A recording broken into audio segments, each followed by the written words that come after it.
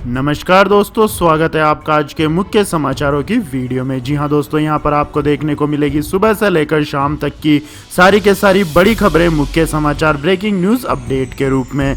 तो दोस्तों, आप लोगों से रिक्वेस्ट है इस वीडियो को ज़्यादा से ज़्यादा लाइक और शेयर करें। तो दोस्तों, सीधे चलते हैं आज की पहली बड़ी खबर की ओर। चीन को सबक सिखाने के लिए तैयार भारत, मोदी सरकार ने बनाया मास्टर प्लान। जी हां दोस्तों, भारत चीन सीमा विवाद के बीच मोदी सरकार जल्द ही पूरे देश में चाइनीज सामानों पर रोक लगा सकती है। जानकारी के मुताबिक केंद्र सरकार ने ट्रेड चैम्बर जैसे CII, फिक्की, एसोचैम से ईमेल के जरिए चीनी और कुछ अन्य देशों से आयात होने वाले सामानों की लिस्ट मांगी है। रिपोर्ट के मुताबिक केंद्र सरकार ने आत्मनिर्भर भारत अभियान के तहत एक प्लान बनाया है, जिसमें गैर जरूरी इंपोर्ट को रोकने के लिए टैरिफ बैरियर और नॉन टैरिफ बैरियर लगाकर इंपोर्ट को रोकना केंद्र सरकार का मकसद है। सरकार ने अन्य देशों से आयात होने वाले करीब 300 प्रोडक्ट्स की लिस्ट पहले से ही तैयार कर ली थी।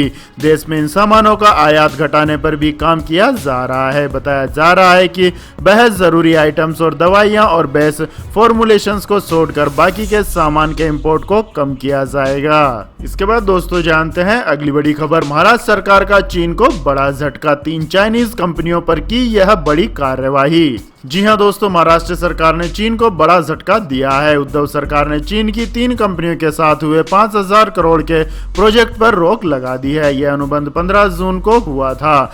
महाराष्ट्र सरकार ने हाल ही में मैग्नेटिक महाराष्ट्र 2.0 में चीनी कंपनियों की ओर से की गई डील को होल्ड पर रख दिया है। राज्य सरकार ने केंद्र सरकार से बात करने के बाद इन कंपनियों को होल्ड पर रखा है। 3 चीनी कंपनियों के तकरीबन 5000 करोड़ रुपए के लागत का प्रोजेक्ट है और ये सभी करार 15 जून को हुए थे। उसके बाद LAC पर जवानों की शहादत हुई थी। अब महाराष्ट्र सरकार ने चीनी कंपनियों से हुए करार को होल्ड पर रख दिया है। राज्य सरकार केंद्र सरकार के अगले आदेश का इंतजार कर रही है। तो दोस्तों, क्या महाराष्ट्र की तरह ही भारत के हर राज्य को चीनी प्रोजेक्टों का बहिष्कार कर देना चाहिए? कमेंट करके अपनी राय दें। इसके बाद दोस्तों रुक करते हैं अगली बड़ी खबर का। JP नड्डा बोले, कांग्रेस ने चीन के सामने 43,000 किलोमीटर का भारतीय हिस्सा सरेंडर किया। जी हां दोस्तों, बीजेपी अध्यक्ष JP नड्डा ने कांग्रेस पर निशाना साधा है। उन्होंने कहा है कि कांग्रेस सेना का अपमान करना बंद करे और राष्ट्रीय एकता के सही अर्थ को समझे। उन्होंने कहा, कांग्रेस ने सर्जिकल और एयर स्ट्राइक पर भी ऐसे ही किया था। सेना का सम्मान करें, अभी भी देर नहीं हुई है। JP नड्डा ने कहा है कि प्रधानमंत्री नरेंद्र मोदी पर 130 करोड़ भारतीयों का विश्वास है। 2010 से 2013 के बीच LAC पर 600 बार घुसपैठ हुई और कांग्रेस ने चीन को 43,000 किलोमीटर का भारतीय हिस्सा सरेंडर कर दिया। इसके बाद दोस्तों जानते हैं अगली बड़ी खबर। CM अरविंद केजरीवाल बोले, चीन के साथ एक नहीं 2-2 युद्ध लड़ रहा है देश। जी हां दोस्तों, देश में चल रहे इस महामारी के संकट और लद्दाख में हुई सैनिकों की हिंसक झड़प दोनों के लिए दिल्ली के मुख्यमंत्री अरविंद केजरीवाल ने चीन को जिम्मेदार ठहराया है। उन्होंने कहा है कि हमें चीन के खिलाफ 2 युद्ध लड़ने पड़ रहे हैं। इसके बाद दोस्तों जानते हैं अगली बड़ी खबर। मंडोली जेल में एक कैदी की मौत के बाद 17 और कैदी इस महामारी के पॉजिटिव पाए गए। जी हां दोस्तों, दिल्ली के मंडोली जेल के बंद 29 कैदियों का इस महामारी का टेस्ट करवाया गया था, जो उस कैदी के साथ उस बैरक में बंद थे, जहां 15 जून को एक कैदी की मौत इस महामारी की वजह से हो गई थी। उनमें से 17 कैदियों की इस महामारी की रिपोर्ट पॉजिटिव आई है, जबकि उसी बैरक में रहने वाले 12 कैदियों की रिपोर्ट नेगेटिव आई है। एक साथ 17 कैदियों के इस महामारी से संक्रमित होने की खबर के बाद मंडोली जेल प्रशासन में हड़कंप मच गया है। आनन फानन में सभी इस महामारी से पीड़ित कैदियों को अलग शिफ्ट कर दिया गया है। जेल के डॉक्टर लगातार उनकी सेहत का ध्यान रख रहे हैं। बाकी के 12 नेगेटिव केस वाले कैदियों को भी अलग क्वारंटाइन किया गया है। इसके बाद दोस्तों जानते हैं अगली बड़ी खबर। नेपाल सरकार का नया पैंतरा, बिहार से लगी सीमा पर बांध की मरम्मत का काम रोका।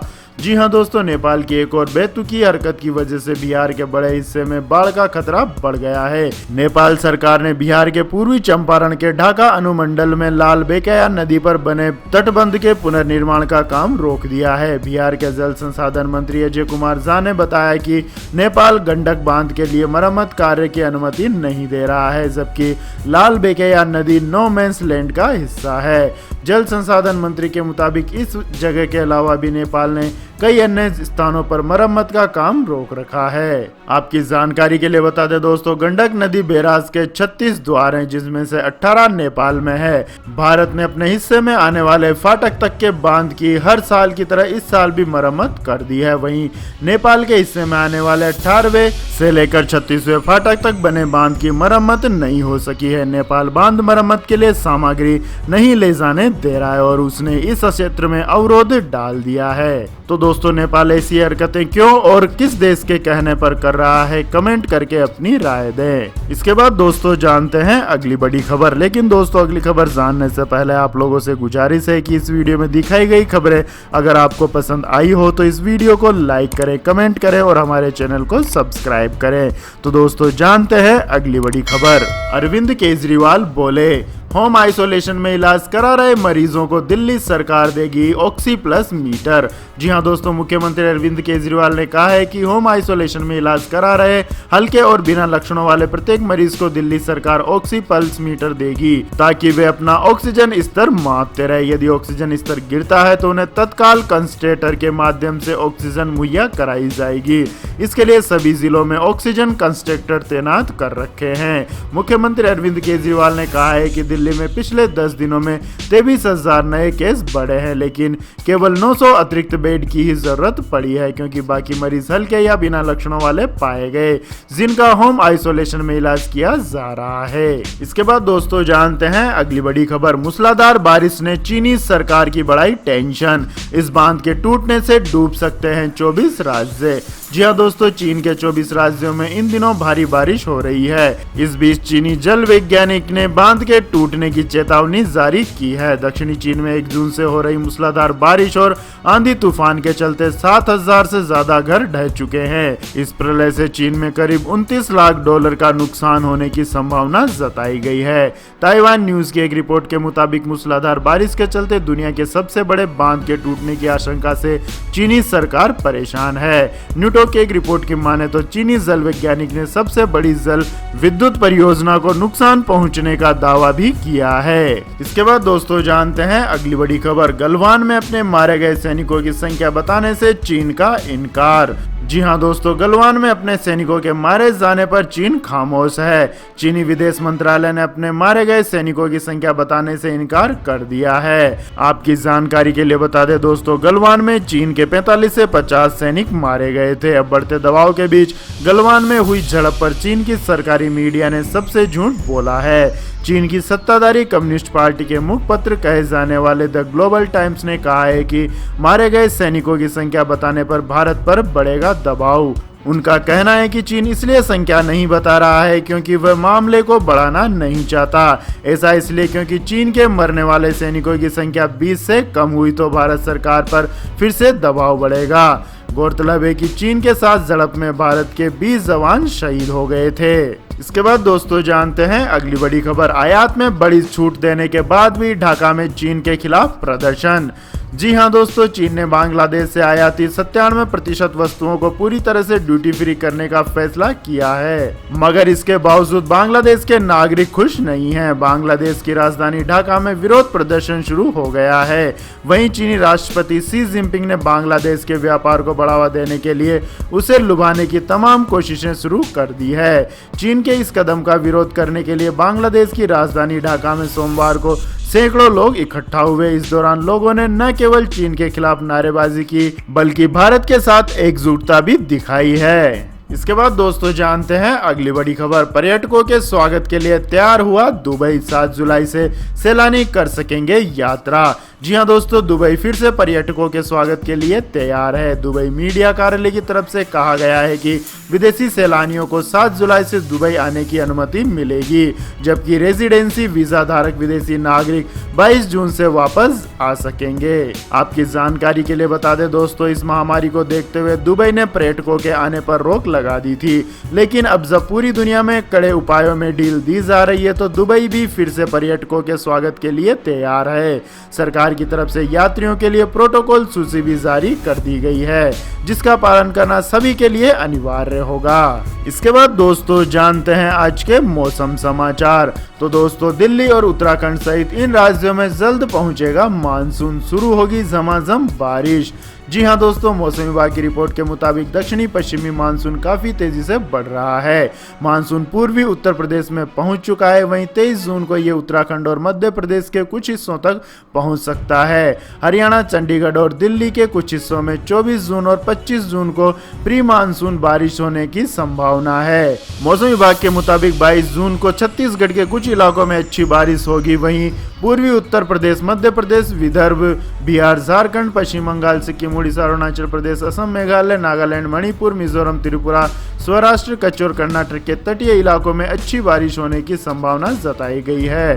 हिमाचल प्रदेश, उत्तराखंड, पंजाब, हरियाणा, चंडीगढ़, दिल्ली और पश्चिमी उत्तर प्रदेश में कुछ जगहों पर हल्की बारिश हो सकती है। इसके बाद दोस्तों जानते हैं अगली बड़ी खबर। 16वें दिन भी बढ़े पेट्रोल और डीजल के दाम। जी हां दोस्तों, सरकारी oil marketing company BPCL IOC ने लगातार 16वें दिन पेट्रोल डीजल की कीमतों में बढ़ोतरी की है। राजधानी दिल्ली में सोमवार को पेट्रोल की नई कीमत 79 रुपए 56 पैसे प्रति लीटर हो गई है। वहीं दिल्ली में डीजल की कीमत में 58 पैसे की बढ़ोतरी हुई, जिससे 1 लीटर डीजल की कीमत 78 रुपए 85 पैसे प्रति लीटर हो गई है। इसके बाद दोस्तों जानते हैं अगली बड़ी खबर। 4 दिन की तेजी के बाद आज सस्ता हुआ सोना चांदी। जी हां दोस्तों, डॉलर के मुकाबले रुपए में सोमवार को मजबूती की वजह से सोने और चांदी की कीमतों में गिरावट दर्ज की गई है। सोमवार को सोने की कीमत में 85 रुपए प्रति 10 ग्राम की और चांदी की कीमत में 144 रुपए प्रति किलोग्राम की गिरावट दर्ज की गई है। पिछले सप्ताह में लगातार 3 दिन तक सोने की कीमतों में तेजी देखने को मिली थी। हालांकि अंतर्राष्ट्रीय बाजार में दोनों कीमती वस्तुओं के भाव में तेजी देखने को मिली है। सोमवार को डॉलर के मुकाबले रुपए में 17 पैसे की तेजी रही है, जिसके बाद यह 76 रुपए 3 पैसे के स्तर पर पहुंच चुका है। आपकी जानकारी के लिए बता दें दोस्तों, दिल्ली सराफा बाजार में सोने के भाव में 85 रुपए प्रति 10 ग्राम की कमी आई है, जिससे अब नया भाव 48,811 रुपए हो गया है। वहीं 1 किलोग्राम चांदी के भाव में 144 रुपए की कमी आई है, जिसके बाद अब नया भाव 49,880 रुपए प्रति किलोग्राम पर पहुंच गया है। इसके बाद दोस्तों जानते हैं अगली बड़ी खबर। निजी क्षेत्र को पसंद के रूट पर ट्रेनें चलाने का न्योता। देश में 150 ट्रेनें चलाने की तैयारी। जी हां दोस्तों, निजी क्षेत्र के लिए रेलवे में कारोबार की अपार संभावनाओं का लाभ उठाने के लिए निजी क्षेत्र को आगे आने की जरूरत है। केंद्रीय रेल मंत्री पीयूष गोयल ने कहा है कि भारतीय रेलवे अपने ट्रैफिक रूट और पार्सल ट्रेनों को पट्टे पर देने को तैयार है। इसके लिए निजी क्षेत्र को अपनी पसंद के रूट तय करने होंगे। उन्होंने कहा है कि रेलवे अब 150 प्राइवेट ट्रेन चलाने जा रही है, जिसके जरिए प्राइवेट सेक्टर को आगे बढ़कर हिस्सा लेना चाहिए। तो दोस्तों, इंडियन रेलवे को प्राइवेट के हाथों में देना कहां तक उचित है, कमेंट करके अपनी राय दें। इसके बाद दोस्तों जानते हैं अगली बड़ी खबर। विदेशी कंपनियों को भारत लाने में मिलने लगा राज्यों का सहयोग। 15 राज्यों ने श्रम कानूनों में किया सुधार। जी हां दोस्तों, चीन से बाहर निकलने का रास्ता ढूंढ रही विदेशी कंपनियों को भारत लाने के अभियान में राज्यों का सहयोग मिलने लगा है। इस दिशा में 15 से अधिक राज्यों ने अपने अपने राज्यों के श्रम कानूनों में सुधार किए हैं। राज्य मैन्युफैक्चरिंग पार्क लगाने में भी गहरी दिलचस्पी दिखा रही है। वहां की सरकारें सिंगल विंडो विकसित करने के साथ कई साहसिक कदम उठा रही है। राज्यों के सहयोग के बिना चीन में काम कर रही विदेशी कंपनियों को भारत लाना संभव नहीं होगा। विदेशी कंपनियां राज्य में ही अपनी मैन्युफैक्चरिंग यूनिट लगाएंगी, जहां निवेशकों को राज्य के नियम कानून के मुताबिक चलना होता है। इसके बाद दोस्तों जानते हैं अगली बड़ी खबर। कश्मीर में पहले मल्टीप्लेक्स को मिली मंजूरी। 3 दशक के बाद फिर से फिजाओं में सुनाई देंगे फिल्मी तराने। जी हां दोस्तों, कश्मीर से आतंकवाद के काले बादल ज्यों-ज्यों छट रहे हैं, कश्मीर फिर सुनहरे दौर की ओर लौटने लगा है। 3 दशक के बाद फिर से कश्मीर की फिजाओं में मस्ती भरे फिल्मी तराने गूंजते सुनाई देंगे। इसकी तैयारी पूरी तरह कर ली गई है और प्रदेश सरकार ने कश्मीर में पहले मल्टीप्लेक्स को मंजूरी प्रदान कर दी है। कश्मीर में दिल्ली पब्लिक स्कूल चल रहा है और टकसाल हॉस्पिटैलिटी के प्रबंध निर्देशक विजय दर के परिवार को यह लाइसेंस मिला है। अब अपेक्षा है कि जल्द यह मल्टीप्लेक्स आरंभ हो जाएगा। तमाम तैयारियां पूरी तरह कर ली गई हैं। आतंकवाद के कारण कश्मीर घाटी में 3 दशकों से सिनेमाघर बंद पड़े हुए थे। घाटी में रहने वाले अधिकांश युवाओं ने मल्टीप्लेक्स देखे ही नहीं है। धर परिवार ने सरकार से मार्च में अंतर्राष्ट्रीय स्तर के मल्टीप्लेक्स की अनुमति मांगी थी। जमीन और इमारत की जांच के बाद श्रीनगर प्रशासन ने अभी इस पर मुहर लगा दी है। इसके बाद दोस्तों जानते हैं अगली बड़ी खबर, टेक्नो स्पार्क पावर 2 लॉन्च। इसमें है 7 इंच का डिस्प्ले और 6000 mAh की बैटरी। जी हां दोस्तों, टेक्नो स्पार्क पावर 2 भारत में लॉन्च हो गया है। इस फोन में 7 इंच का डिस्प्ले और 6000 mAh की बैटरी दी गई है। यह phone MediaTek Helio P22 processor पर काम करता है और बैक पैनल पर 4 कैमरों का सेट दिया गया है। साथ ही इस फोन की शुरुआती कीमत 9,999 रुपये रखी गई है। शुरुआती वेरिएंट में 4 GB रैम और 64 GB इंटरनल मेमोरी आती है। इसकी पहली सेल फ्लिपकार्ट पर आज से शुरू होगी।